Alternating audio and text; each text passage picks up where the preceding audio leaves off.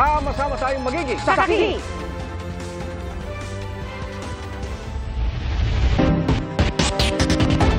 Nagkaroon ng phreatomagmatic eruption sa Bulkang Taal pasado alas 4 ng hapon kanina. Ito yung pagsabog na dulot ng pagkakaroon ng contact sa pagitan ng tubig at ng mainit na magma. Nagtagal ito ng 11 minuto. Ang pagsabog nagdulot ng pagsingaw ng steam na aabot sa 2,400 meters ang taas. Ayon sa PHIVOLCS, nananatili pa rin sa Alert Level 1 ang Bulkang Taal. Bago sa saksi na baril ng kapwa estudyante sa kanilang paaralan ang 19 anyos na estudyante sa Aklan. Sa Surigao del Sur, patay ang babaeng tinamaan ng bala sa gitna ng operasyon ng mga pulis. Saksi si Kent Abrigana ng GMA Regional TV. Dead on arrival sa ospital ang 21 anyos na babae matapos tamaan ng bala ng baril sa Bislig City sa Surigao del Sur. Pero ang babae, nadamay lang pala. Lunes ng gabi nang magsagawa ng operasyon ng pulisya laban sa isang wanted person. So nailang i-surveillance dito yung wanted person. Ang kaso ani ng wanted person is murder. Pero nakatunog umano ang target na minamanmanan siya. Kaya nagtangka raw siyang bumunot ng baril. Doon na raw nagkaputok ng baril ang dalawang operatiba ng PNP. Pero hindi tinamaan ang sospek na agad tumakas. Ang tinamaan, ang 21 anyos na babae. Hindi pa raw tukoy kung bakit naroon ang babae. Base sa investigasyon ng pulisya, tauhan nila ang nakabaril sa biktima. Nag-undergo sila o paraffin test sa karon, tapos nag-prepare kung ma-determine kung kinsa gyud nakaigo sa ila. Definitely nag-prepare ang istasyon o kaso against sa pulis kay kinahanglan man gyud nga managot. Sinubukan ng GMA Regional TV na makapanayam ang kaanak ng babae pero hindi na sila nagbigay ng pahayag. Tuloy naman ang hot pursuit operation laban sa nakatakas na suspect. Na-recover sa crime scene ang 2 fired cartridges at 2 motorsiklo na pinaniniwala ang pagmamay-ari ng wanted person. Sa isang paaralan naman sa Numancia, Aklan, binaril sa tiyan ang 19 anyos na estudyante ng kapwa niya estudyante na 16 anyos. Ayon sa pulisya, nagkaroon ng hindi pagkakaunawaan ang grupo ng sospek at biktima. Isang sumpak o improvised 12-gauge shotgun ang ginamit ng sospek sa biktima. Pagtumbaganay, amo na to dayon ang ini nga CICL na according sa ato nga witness, may ginkuha sa iya nga slimbag na amo na ating gingamit niya pag zero. Pero ang according naman sa CICL, sir, naagaw niya kuno at gingamit nga kuno sa bihak ng grupo. Oli ba ang mga record na sa police station na mga yung problema mo nga identify man lang sanda. Hindi raw na monitor ng kanilang security guards ang dalang baril dahil sa aktibidad sa paaralan. Nasa intensive care unit pa ang biktima habang nasa kustudiya naman ng MSWD ang suspect. Nakatakdang sa ilalim sa counseling ang sangkot ng estudyante. Para sa GMA Integrated News, Kent Abrigana ng GMA Regional TV, ang inyong saksi. 8 bilyong pisong halaga ng smuggled umano na gulong ang nasabat sa isang warehouse sa Bulacan. Ayon sa NBI, posibleng delikado para sa mga motorista na magamit ang mga gulong lalo't hindi raw ito dumaan sa inspeksyon ng gobyerno. Saksi, si John Consulta. Armado ng search warrant. Pinasok ng mga tauhan ng NBI Central Luzon Regional Office 3 ang warehouse na ito sa Marilao, Bulacan. Diyan lang kayo ha. Sa loob ng compound, tumambad ang sangkaterbang gulong para sa iba't ibang sasakyan na nagkakahalaga ng 8 bilyong piso. Ang lahat daw ng ito, smuggled at palihim na binibenta sa iba't ibang probinsya sa Pilipinas. Nabisto raw ng NBI Region 3 ang illegal na operasyon nang may magreklamong isang kliyente na nasabugan ng gulong. May markings naman yun. Talagang sigurado tayo galing from China, imported to lahat. Nang mag-verify yung agent on case natin, si Agent Rivera, talagang hindi pa unregistered yung produkto nila sa BPS. Ibig sabihin, hindi yung lahat ng items dito, hindi pasado sa standard na kinukonfirm ng gobyerno natin. Libo-libong gulong, mags, rim at mole ng iba't ibang sasakyan ang tumambad sa reading team ng NBI Central Luzon Regional Office 3 nang pasukin ang warehouse ito dito sa Marilao, Bulacan. Ayon sa NBI, 10 taon na raw nag-o-operate ng walang permit ang kumpanya at wala ring ICC o Import Commodity Clearance na lubha raw delikado para sa mga motoristang gagamit ng mga ito. Napakadelikado nito, kaya nakita nyo marami tayong aksidente na sumasabog ang gulong. Dahil sa substandard, sumasabog. Nakaka-create ng disgrasya sa ating mamamayan. Paalala ng NBI sa ating mga motorista, huwag silang bumili ng mura na gulong. Kailangan na yung talagang may pangalan. Yung mga ganito, nakikimura ka pero mas malala ang mangyayari. Mas malaking gastos pagka ikaw ay nasabugan ng gulong. kakasuhan ng paglabag sa RA 7394 o Consumer Act ang may-ari habang sasamsamin ang lahat ng kontrabandong nasa loob ng warehouse. Para sa GMA Integrated News, John Consulta ang inyong saksi. Pinayagan ng korte sa Pasig na magpatingin sa ospital si dismissed Mayor Alice Guo ayon sa Bureau of Jail Management and Penology. Sila na raw ang humiling sa korte dahil sa posibleng impeksyon sa baga ni Guo. Makikipag-ugnayan daw sila sa ospital para sa schedule at kay Guo kung gusto nitong magpa-check up. Nasa Pasig City Jail ngayon si Guo.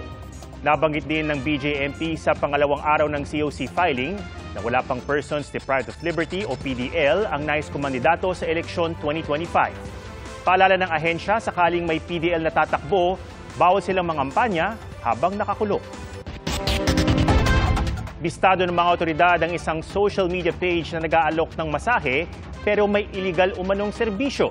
5 ang nasagip pero ang suspect nakatakas. Saksi, si June Veneracion. Pasok. Pulis kami. Kuha kayo. 5 babaeng pinag-aalok umano ng online ng masaheng may iba pang iligal na serbisyo ang narescue ng PNP Anti-Cybercrime Group sa Quezon City. Edad 20 hanggang 29 ang mga biktima. Mama na lang kayo na maayos. Wala kayo pagkakimahan yan. Pagkaroon na ako ng cellphone.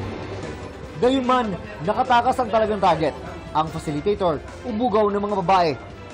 Nabisto ang iligal na aktibidad nang tutukan ng PNP ACG ang isang Facebook page na nag-aalok ng masahe. Nang magsimulang magpabook ang nagpanggap na customer, pinadalhan siya ng litrato ng mga babae. Doon na nagsimula ang presyuhang inilatag ng umano'y bugaw. Ang presyo po na binibigay nila usually is for massage 3,000 and for all-in services po kasama yung sexual activities is 8,000 pesos. Base sa investigasyon ng PNP ACG, sa 3,000 pesos na transaksyon, 2,700 pesos ang napupunta sa bugaw at 300 pesos lang ang parte ng biktima. Kapag 8,000 pesos ang package ng customer, 3,000 pesos lang ang natitira sa biktima. Medyo years na rin po yung ginagawa ng facilitator. Kaya minamanmanan po ng cybercops yung kanyang mga activities online. Minomonitor din ang iba pang Facebook page na nag-aalok din ng masahe na pinagsususpetsahang sangkot din sa prostitusyon. Para sa GMA Integrated News, June Veneracion ang inyong saksi. Isa ang patay sa pagpapakawala ng halos 200 missile ng Iran laban sa Israel sa gitna ng tumitinding tensyon sa pagitan ng Israel at grupong Hezbollah sa Lebanon. Mahigit 100 Pilipino sa Lebanon ang nagpalista na para makauwi. Ang problema, nakakansela ang mga flight doon dahil sa gulo. Saksi, si JP Soriano.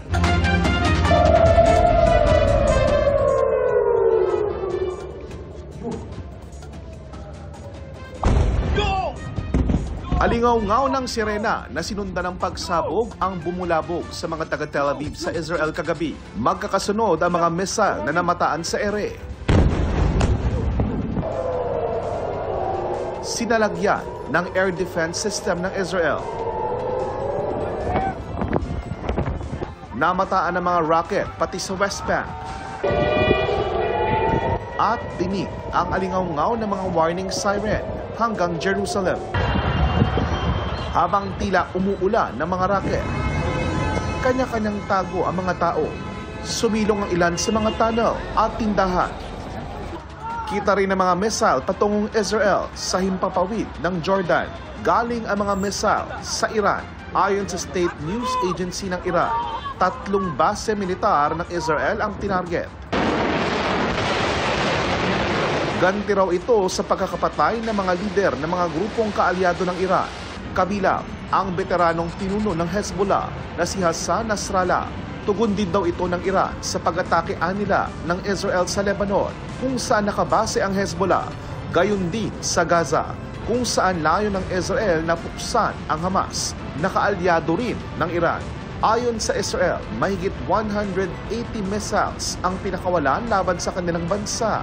Bukod sa air defenses ng Israel, nagpakawala rin ng interceptors ang US Navy, ayon sa Pentagon.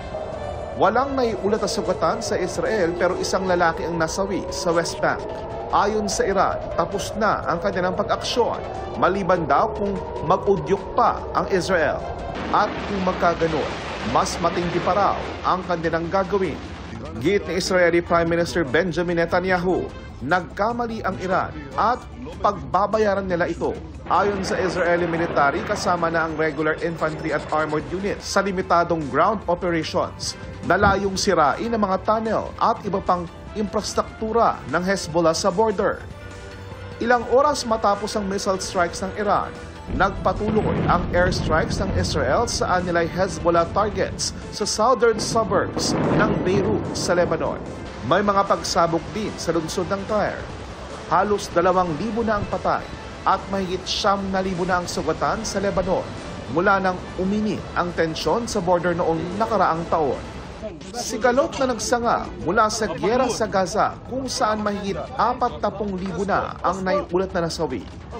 Ang tensyon sa Lebanon, nasaksihan mismo ng mga Pinoy roon, gaya ni Glenda. Oh my God! No! Yumayanig po talaga yung building po, kaya po pagka ganun po na talaga pong mayanig yung pagsabog niya. Masisigaw ka po kasi magugulat ka. Kaya po bumababa po ako ng building. Natatakot po ako. Ayon sa Department of Migrant Workers, mahigit 100 Pilipino ang nakalista na para mapasama sa mga ginagawang repatriation o pagpapauwi sa Pilipinas mula sa Lebanon. Ang problema, nakakansela ang mga flight dahil sa palitan ng airstrikes at rockets ng Israel at Hezbollah. Balak na ng gobyerno ng Pilipinas na mag-arkila ng chartered flight. Should the air route be impossible because pwede pong isarado nila yung airport doon sa Beirut meron na po tayong alternative, no? Yung land route natin naka-ready na going to Damascus, yung yate, yes, meron na rin po kaming kinakausap, no, ng mga maritime vessel. Para sa GMA Integrated News, ako po si JP Soriano, ang inyong saksi. Mga kapuso, sama-sama tayong maging saksi. Mag-subscribe sa GMA Integrated News sa YouTube at para sa mga kapuso abroad, samahan niyo kami sa GMA Pinoy TV at sa www.gmanews.tv.